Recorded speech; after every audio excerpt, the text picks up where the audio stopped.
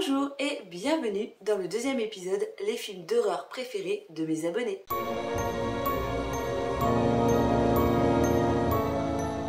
Aujourd'hui, je vais vous parler des films préférés de Peter Wolf. C'est un abonné qui me suit depuis extrêmement longtemps. En novembre, ma chaîne aura donc 8 ans. Et je pense qu'il me suit au moins depuis 5-6 ans, je ne sais pas. J'ai pas regardé précisément la date à laquelle tu t'étais abonné, mais je pense que ça fait au moins 5 ans que tu me suis. Il m'a donc envoyé un petit mail à l'adresse que je vous avais indiquée, qui est toujours disponible en barre d'infos. Si ça vous intéresse, n'hésitez pas à me laisser vos 3 films d'horreur préférés à cette adresse mail ou en DM sur Instagram.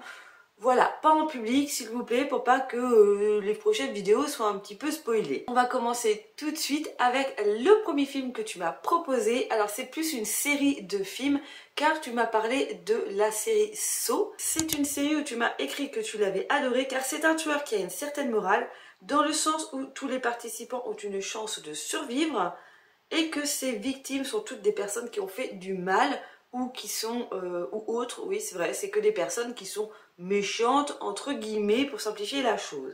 Et c'est vrai que j'ai beaucoup aimé cette série de films, car il y a une certaine morale. La morale est quand même assez basique, hein, c'est un petit peu enfantin, mais c'est vrai que c'est faire du mal à une personne qui fait du mal, pour lui faire comprendre qu'elle fait du mal et qu'elle devienne une bonne personne. J'ai pris un petit peu mes notes sur cette série. Cette série est donc sortie en 2004.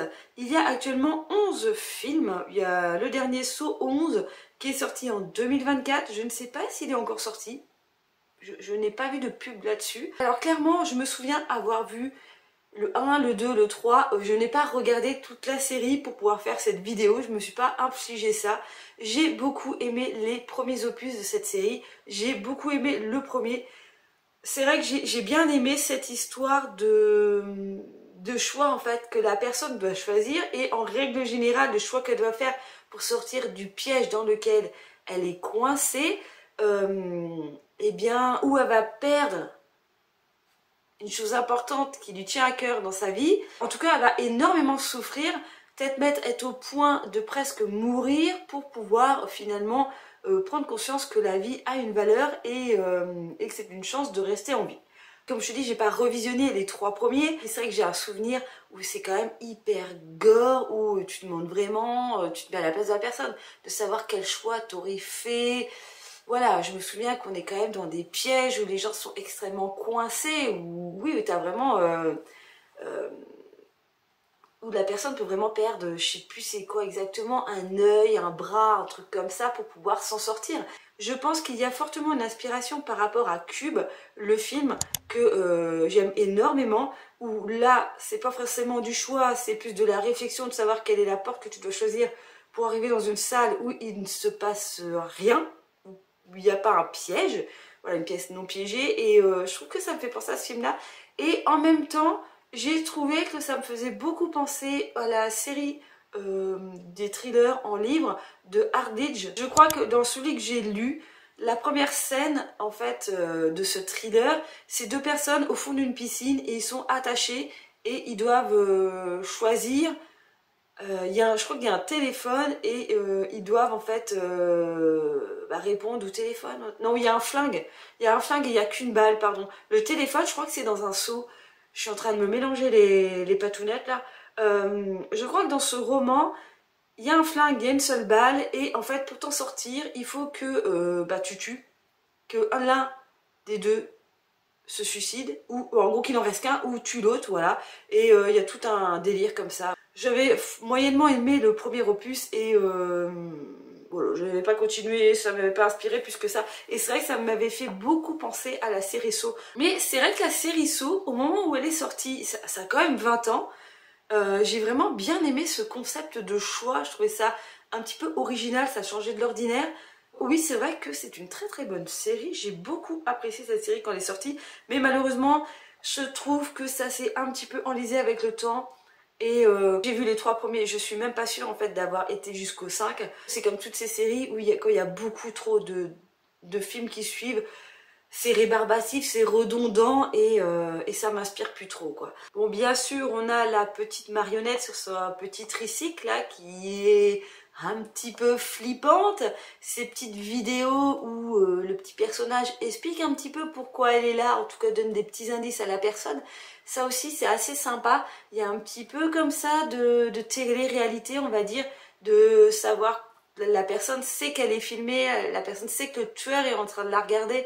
C'est assez, c'est du voyeurisme et hyper malsain. Il y a des scènes, j'ai un souvenir que les scènes sont quand même hyper violentes, assez glauques, c'est sanglant, mais j'ai quand même beaucoup aimé cette série.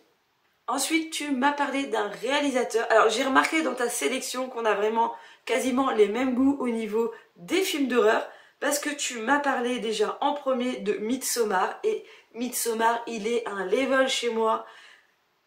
J'ai presque envie de dire, c'est le film d'horreur numéro 1 que j'ai dans ma liste. Si je pourrais faire un top 3 ou un top 5 de mes films d'horreur préférés, je pense que Midsommar serait clairement dans cette série. C'est donc du réalisateur Ari Aster, et ce film, moi j'ai la particularité d'avoir été le voir au cinéma. Ça change beaucoup de choses dans mon appréciation des films d'horreur, parce que voilà, t'es vraiment plongé dans le truc et que tu vois les scènes vraiment de façon beaucoup plus grande, tu te les prends dans la gueule clairement, que sur ta télé, même si j'ai pas forcément une toute petite télé. Mais voilà, je trouve que l'impact est vachement plus violent au cinéma, que j'aurais vu les sauts au cinéma, je pense que j'aurais été peut-être beaucoup plus traumatisée que de les avoir vus à la télé. Tu m'as mis que c'est un film qui casse tous les codes des films d'horreur et qui reste, à ton humble avis, le plus original. C'est vrai que c'est extrêmement particulier. Alors pour ceux qui ne connaissent pas Midsommar, c'est donc un film qui est un film d'horreur psychologique qui est sorti en 2019. Et on suit une étudiante en psychologie qui est traumatisée par sa sœur Terry, qui était bipolaire, qui s'est suicidée en remplissant la maison familiale de monoxyde de carbone. Et elle a tué, du coup, je vais dire par mégarde, mais elle a tué du coup ses parents. Donc cette jeune fille a perdu ses parents et sa sœur. Ce traumatisme va donc entacher la relation qu'elle a avec son petit ami. Ce petit ami a donc prévu de passer l'été avec un pote dans un camp de vacances. Tout ça se passe en Suède. Donc un camp de vacances où il va aller avec un ami qui s'appelle Pell. Déjà, le prénom est très particulier. Et cet ami il va dire, tiens, moi je participe cet été au Midsommar, qui est donc un festival célébrant le solstice d'été dans le village natal de cet ami. Et il va donc l'inviter, voilà. Et donc le petit ami va donc inviter sa petite amie à venir avec lui à cette petite célébration traditionnelle de son village. Voilà le topo de départ. Et au fil du film, on va remarquer...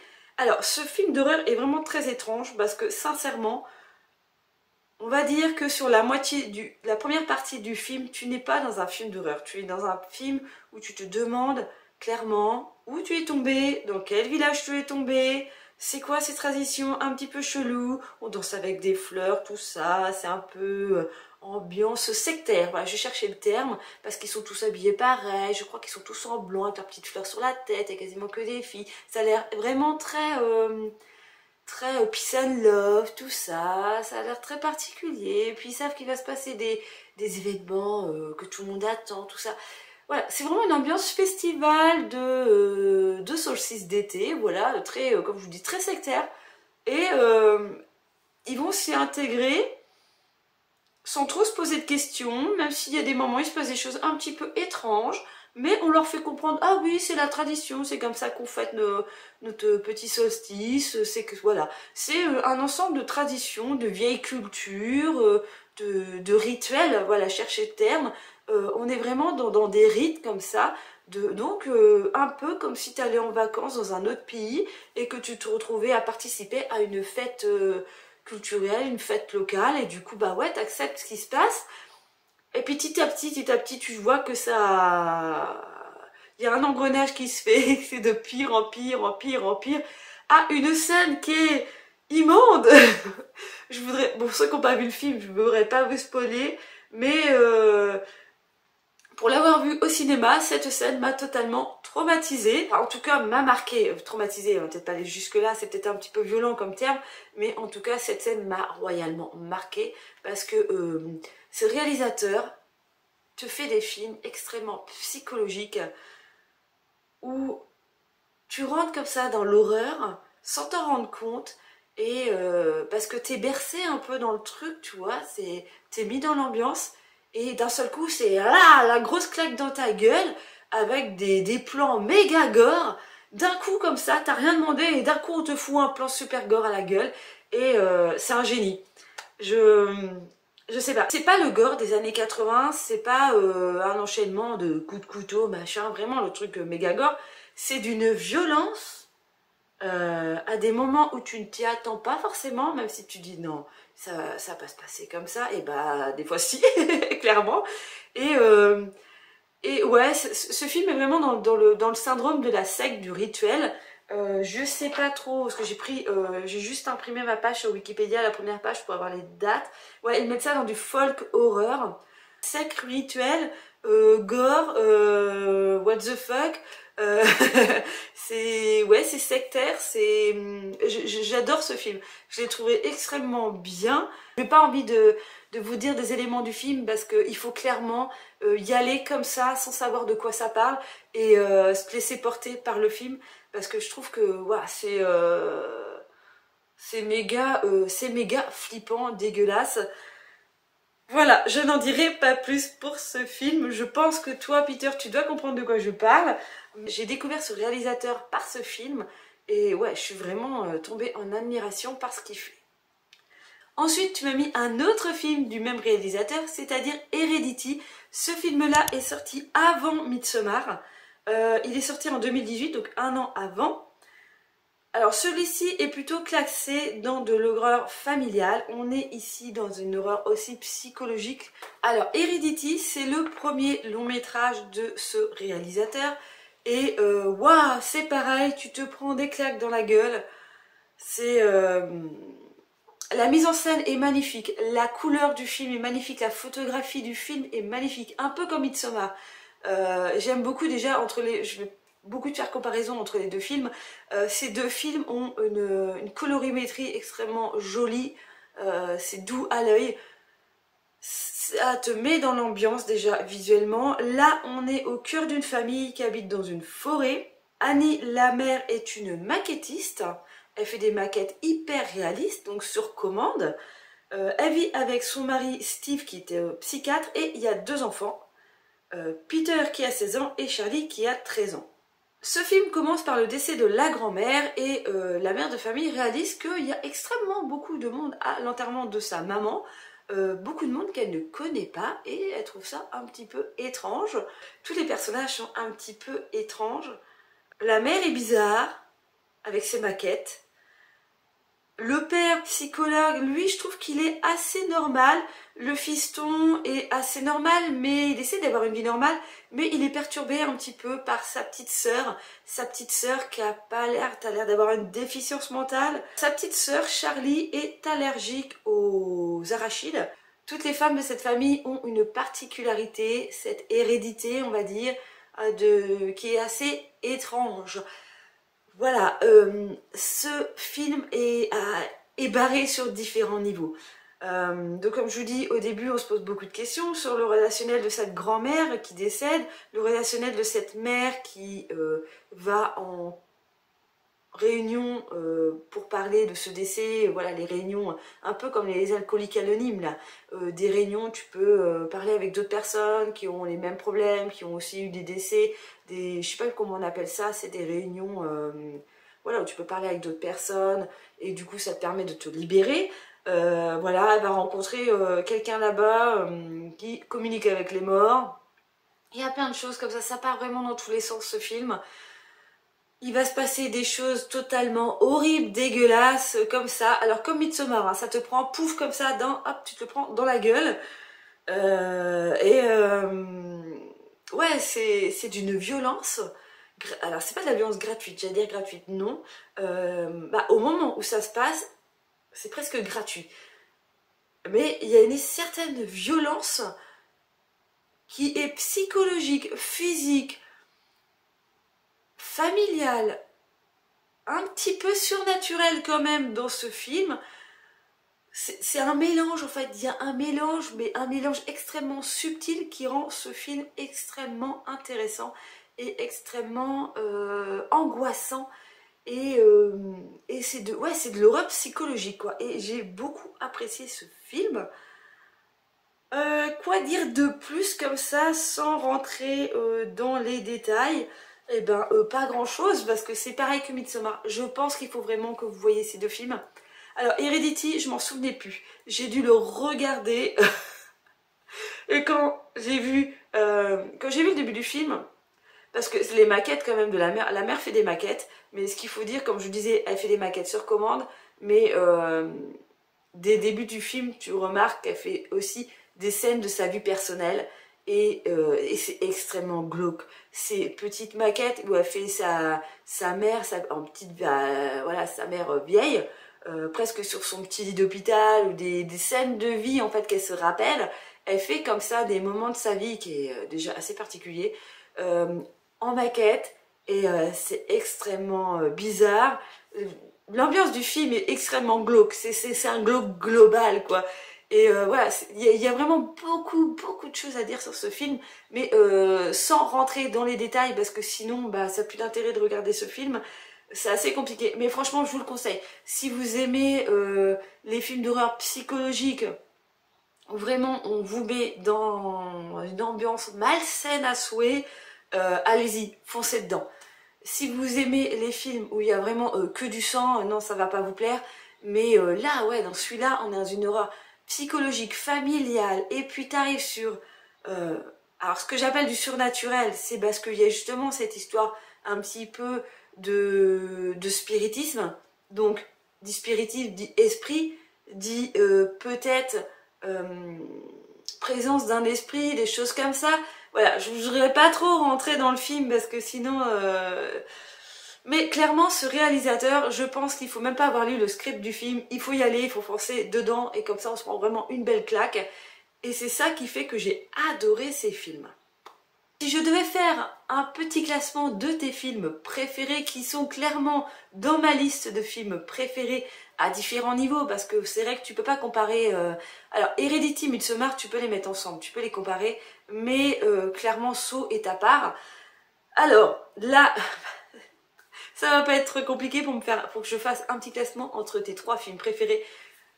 Je pense que je vais garder ton classement, c'est-à-dire qu'en première position, je vais mettre Midsommar parce que pour moi, il a un level au-dessus des autres. Heredity parce qu'il est vraiment, mais d'une violence aussi... voilà, tu ressors du film, t'es pas bien. Tu te poses beaucoup de questions, t'es vraiment pas bien. En plus, ce film, tu peux le regarder parce que pour l'avoir revu, il y a plein de choses que je n'avais pas percutées à au premier visionnage. Ce sont des films que tu peux regarder une deuxième fois pour remarquer les petits détails que tu n'aurais pas forcément vus au premier visionnage. Donc en deuxième, je mettrai Heredity et en troisième, Saw, parce que Saw, on est quand même sur de la violence, on va dire, pure et dure, sur vraiment du découpage de membres, sur du sang, sur de la douleur. On est vraiment sur de la violence physique, alors que dans Midsommar et dans surtout Heredity, on est plus voilà, dans la violence un petit peu plus psychologique. Eh bien, j'ai beaucoup apprécié tes choix, on est vraiment en accord là-dessus sur nos films préférés.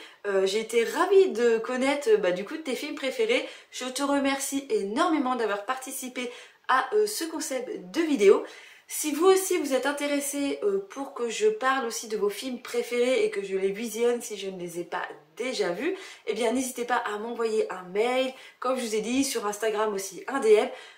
Vous avez bien vu que vous n'êtes pas obligé d'avoir une chaîne YouTube, vous n'êtes pas obligé de me suivre sur tous mes réseaux, vous n'êtes pas obligé d'être quelqu'un qui communique beaucoup, vous avez juste à m'envoyer un petit mot, voilà, ça c'est mes films préférés, je voudrais que t'en parles. Voilà, il y a juste ça à faire comme démarche, juste me communiquer vos 3, voire jusqu'à 5 films si vous n'arrivez pas à choisir vos films préférés. Voilà, simplement un petit mail, tous les renseignements sont en barre d'infos comme d'habitude. Eh bien, je vais m'arrêter ici, je vous fais plein de gros bisous, n'hésitez pas à vous abonner à ma chaîne si vous avez aimé ce concept de vidéo. Et moi, je vous dis à une prochaine vidéo. Bye bye.